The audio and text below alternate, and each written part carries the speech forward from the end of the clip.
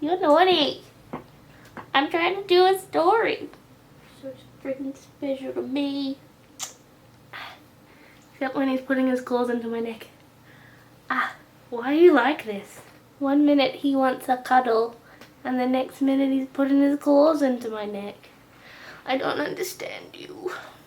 But I love you. I'm trying to do a story. Can I put you down to do my story? I hope you're ready to get into all of this good stuff that we're doing today with chapter, where are we? We're doing chapter 3 and 4 today because I got into the middle of an arc and I didn't want to leave you guys hanging in the literal middle of the arc. So I decided to just keep going, and it's like a 3,000 word chapter. For reference, chapters are usually 1,500 words. So this one, it's quite long. Let me figure out exactly how long it is. Hang on. 3,128 words. So it's double length. So it's 2 chapters. It's chapters 3 and 4. The doctor carried the sniffling bundle down the Oh, you're right, I forgot to say what this is. So this is chapter 3 of Littleland. The doctor carried the sniffling bundle down the corridor. Oh, you're a jerk! Okay, an actual real start this time, and we're 4 minutes and 30 seconds in. The doctor carried the sniffling bundle down the corridor and into one of the house's many sitting rooms. He sat on an overstuffed couch and rested Frank on his knee. Frank's tears had stopped, but the little boy's breathing was still unsteady. Dr. Gilbert rubbed long, languid circles into his back and showered him with murmured encouragements. Nice big deep breaths for me, little man. That's it. Angry, grumpy Frank voice. How should I make it sound? I'm not a little man, hiccuped Frank. I'm just a man. I'm not quite so sure I'd concur with that, said the doctor, nodding to Frank's current position. No! I'm just a man, not a little man, not a young man, I'm not a little... Frank trailed off, full of shame. He couldn't bring himself to finish. A little boy, supplied Dr. Gilbert, nodding. Exactly! Spat Frank. I'm sorry, little one, said the doctor, and Frank's hands curled into fists. As far as I know, it's only little boys who speak to people like that. Naughty ones, who haven't been taught any better. The doctor was trying to provoke a response. If he could gently prod the right sore spots, Francois might open up. Frank remained silent, electing instead to glare upward at the doctor, quiet fury simmering just under the surface. It was working. And I would have hoped that by now you would have learned, little man. We've had a few conversations on the subject of respect. Frank's jaw twitched, but admirably he gave no verbal response. The doctor pressed onward. I'd like you to tell me what went on in the nursery, little boy, he said, peering down at Frank above his glasses. I've lost my glasses. They're gone. I don't know where they are. Trying to read stuff has been challenging. And also, now I don't have props to do the... He looked at Frank above his glasses. Anyway, Frank paled slightly, and Dr. Gilbert could see a flash of something in the boy's eyes. Fear? Likely. Vulnerability? Even likelier. Regression? It was too early to tell. Piper wouldn't stop talking. So I recall you telling me, said the doctor. Though I do remember you putting a lot more, shall we say, colourfully back in the nursery. How did you phrase it again? The doctor tilted his head. Don't remember, mumbled Frank. And I don't believe that for 1 second, little boy. I said take her away, 'cause she never stops fucking talking and I wanted to get some fucking sleep. There. Are you happy? Having to discipline you doesn't make me feel happy, Francois. Feels like it, mumbled Frank, his face still shrouded behind his fingers. Dr. Gilbert's heart leaped. He shared a feeling. Feels like everything's a trap, and if I make one wrong move, you're gonna... Yeah. Going to spank you? Asked the doctor, helpfully. Yeah. Sniffled Frank, his cheeks reddening. And everyone else seems to be getting used to it, but I'm not yet. You need to give it time, little one, said Dr. Gilbert, noting the boy's use of the word yet. I have, cried Frank, miserably. I'm trying, and we're very proud of you, little man. I can see how hard you're trying. It's been hard to let go, hasn't it? Frank gave a tremulous little nod of the head, and then, as if remembering the doctor's preference for verbal communication, added a quick, yes. Real hard. Did you think it would be easier? Asked the doctor, lightly. Frank considered the question for a moment, his face twisting to reveal several conflicting emotions in the span of 12 seconds. Frank nodded. I thought it would be fun. Frank and the doctor spoke for roughly 30 minutes more.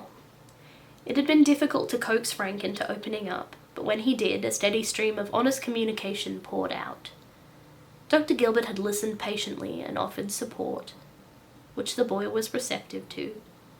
He warned Frank of consequences to come for his earlier outburst, and the little one nodded morosely in response. When Frank's eyelids became heavy, the doctor returned him to his crib after a quick diaper change. Frank had submitted to the process entirely, his hands restrained by the mittens. He turned his head to face the wall, cheeks blushing scarlet. One of his boys dispatched, Dr. Gilbert left the nursery building to tend to the other. Mickey stood as he'd been instructed to. He'd long been disciplined out of any urge to disobey an instruction given in that tone. The tone that turned Mickey's bones to jelly and made his heart thump out of his chest. He'd been employed at the park for several years now, but still vividly remembered the first lesson in obedience that the doctor had given him. He remembered feeling small for the first time since puberty, as Dr. Gilbert dressed him down both verbally and physically. He remembered how helpless he'd felt across the doctor's knee, how his backside had smarted inside the diaper that he'd been wrestled into. So he stood to attention, nose pressed into the apex of the corner. As usual, he'd removed his uniform and dressed as the doctor preferred, an oversized white t-shirt, starkly bleached Y-fronts, and plain white socks. His mass of complicated braids was swept back into a single ponytail at the nape of his neck. His hands were folded behind his back.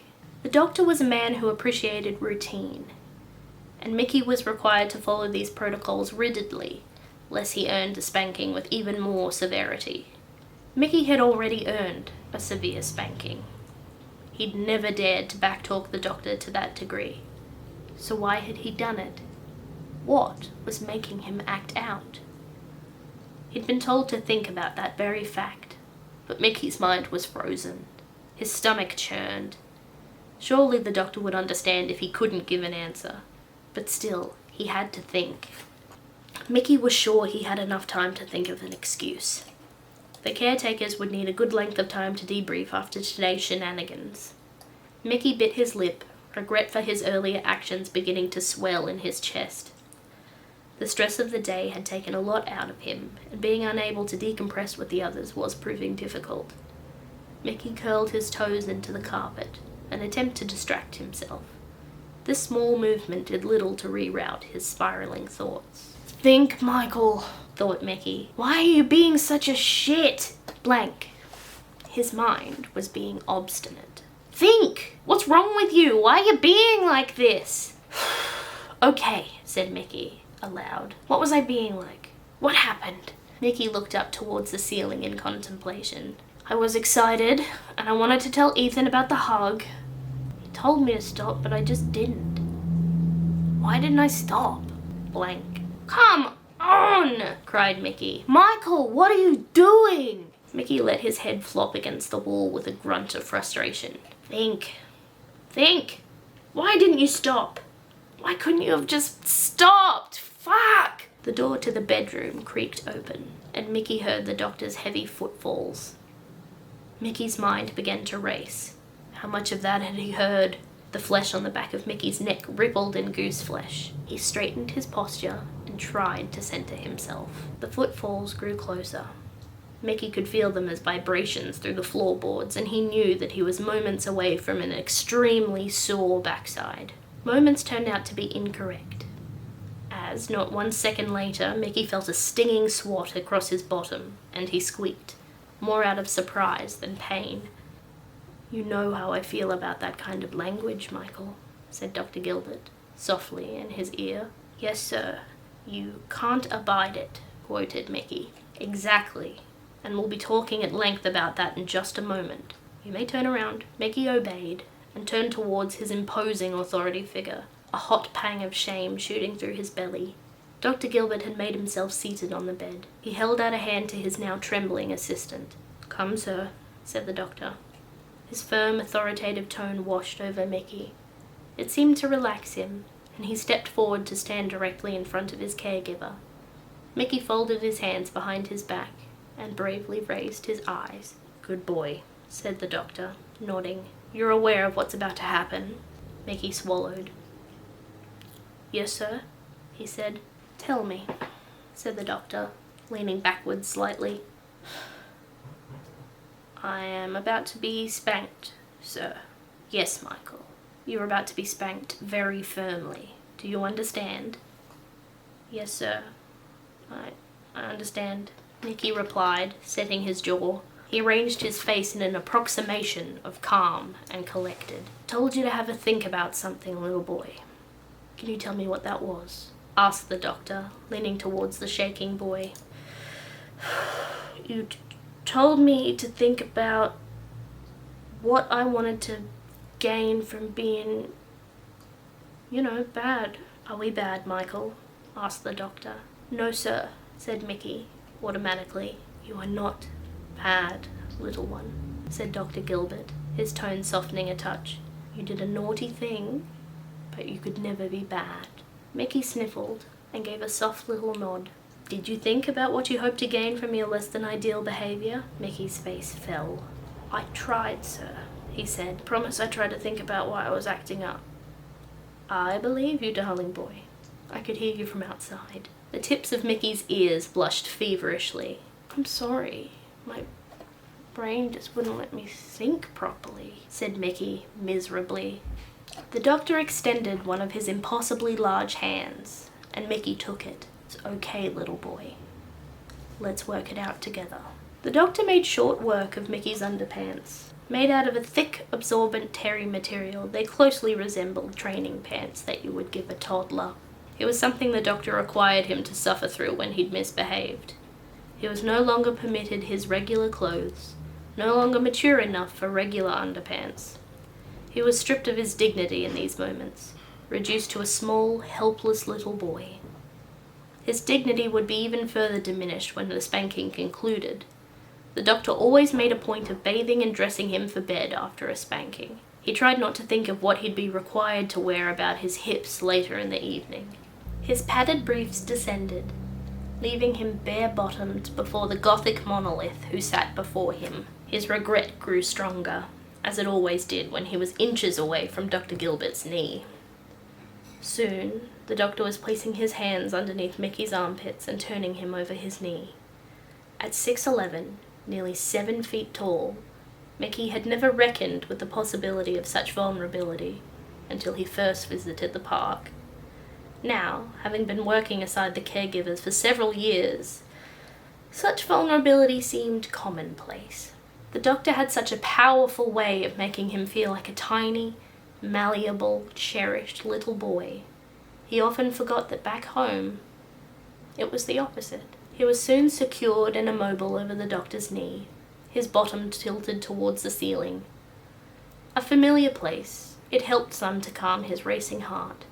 It calmed even further when the doctor rested a single heavy forearm across his back, anchoring him in place. "Sir, I'm sorry," stammered Mickey. "I don't know what I was thinking." The doctor shushed him gently in response and gave his bare bottom a series of soft pats. "We're going to work it out together, little boy. Now I'm going to spank you. Be brave now." The doctor's rigorous standards also applied to his spanking technique. The first 10 or so swats from every spanking that Dr. Gilbert had ever given him had been exceedingly firm. Despite having experienced this many times in the past, Mickey still felt a low-level panic build in his gut as the doctor bestowed those 10 almighty opening spanks. "You've got a very firm lesson coming, Michael," said Dr. Gilbert, still swatting firmly with his oversized paw. "I hope you're comfortable." "No, sir, my bottom hurts," replied Mickey, politely. "That would be the goal, little boy," the doctor nodded, quirking a quick, wry smile. "First of all, we're going to have a discussion about that nasty language I overheard earlier." "Yes, sir," said Mickey, gritting his teeth as the doctor set his bottom ablaze. "I have no issues with you riddling out your behavior aloud, if I've asked you to consider your actions," said the doctor. "But I do not appreciate walking towards the door and hearing such nasty words coming out of my sweet little boy's mouth." "Yes, sir," said Mickey, resting his head on the duvet cover, his bottom already stinging mightily. "Another thing I do not appreciate is the tone you spoke to yourself in, Michael." Dr. Gilbert gave a series of more forceful strokes, and Mickey arched his back with a hiss. "You were berating yourself. Tell me, would I allow anyone else to speak to you in that manner?" "No, sir," said Mickey. "Then I won't allow you to be so hard on yourself. You tried to answer my question, but you needed some help. There is nothing wrong with that. That is what a spanking is for," said Dr. Gilbert, slowing his arm to match his usual spanking speed and intensity. Mickey relaxed slightly, his bottom still elevated high over his caregiver's knee. "We speak to each other with respect, little one. That includes yourself." At once, tears sprang to Mickey's eyes. It was a lesson he'd been learning for several years now. "Yes, sir. Respect. I'll try." "Good boy. Let's move on." Mickey sniffled and wiped away tears with the coverlet. "Yes, sir," he squeaked, his toes curling. "I want you to walk me through what happened in the control room," said the doctor, giving Mickey 2 extra firm swats on control and room. Mickey squirmed, trying his best to focus on the instruction he'd been given. His brain had a tendency to cloud with hot fog whenever he was this early into a spanking. The clarity would come later, he knew, when he'd been broken down into a small, submissive boy who'd learned a very important lesson. But in the opening moments of a spanking, Mickey couldn't think straight. His mind was consumed with feelings of guilt and frustration, most of his attention devoted to the imminent threat of another solid smack to his already rosy cheeks. "Ah," said Mickey, rubbing his eyes and forcing himself to focus. "I tried to tell your secret." "Yes, you did," agreed the doctor, swatting as he did so. "And I told you to stop many times, did I not?" "Yes, sir, you did," admitted Mickey, his head snapping up as the doctor deployed a particularly devastating blow to his upper thigh. Keep going, please. What happened next?" Mickey blinked the fresh tears from his eyes and concentrated deeply. "I threatened to say it anyway, and you started counting. When I started counting, did you stop?"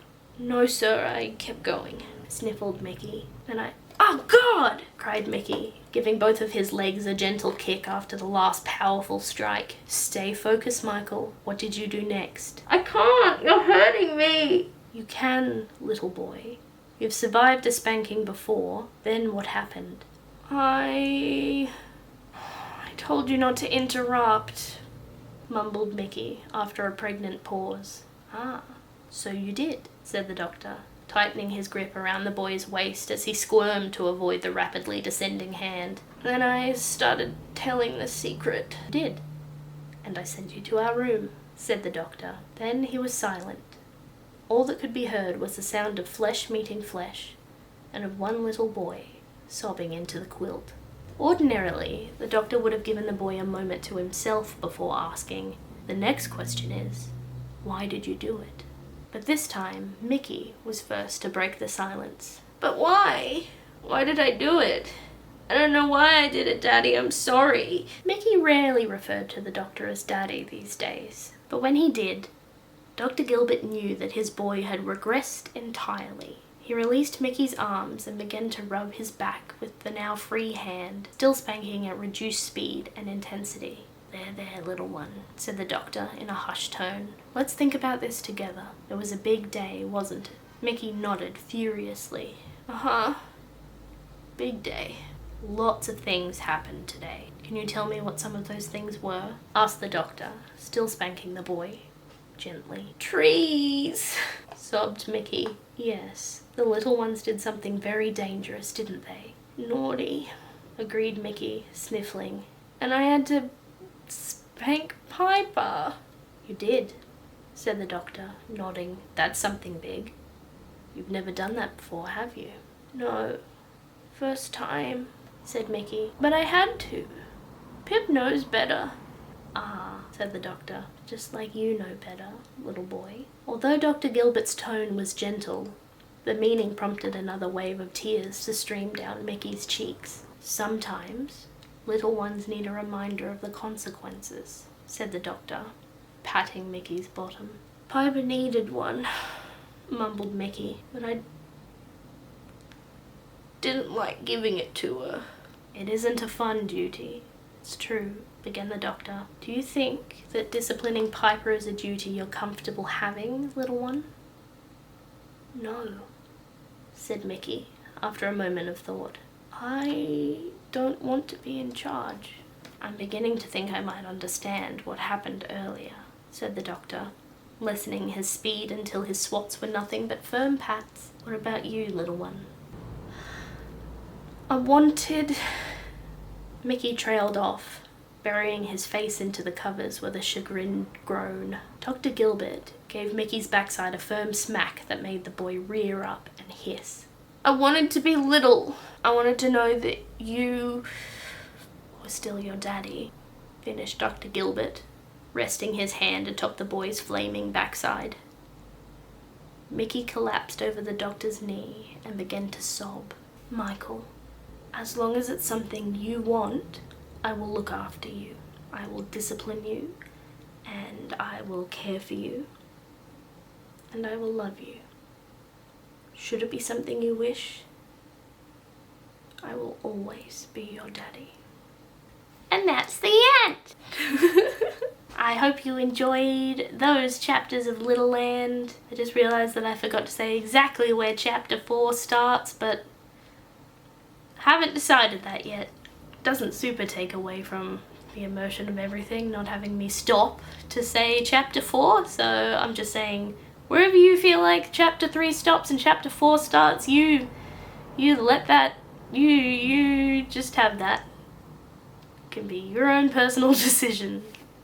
I hope you have a lovely rest of your day. Sleep sweet, everybody. Bye.